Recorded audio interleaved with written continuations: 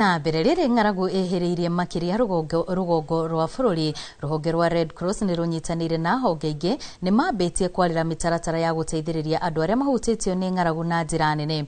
Ũmũthĩ makĩrekereria ũteithio wa ciringi mirioni 40 ũrĩa ũkũnyagio kaunti-inĩ 7 arĩcio Mandera, Marsabit, Isiolo, Kilifi, Kwale, Turkana, Oro ũndũ ũmwe na Garissa.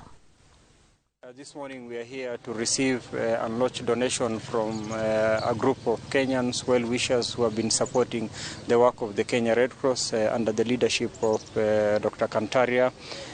The effort this morning is part of our own commitment to us Kenyans and to support Kenyans to contribute to responding to this particular emergency, which is the drought that is affecting a number of counties. Na thutha wa riboti yo tukwamba tuikirie oro hanini no turi na mangĩ maingĩ maria tukuharĩrĩirie gũkũ kwa Inoro TV ndukehere mitambo-inĩ turacokereria thutha wa ndagĩka itarĩ coho.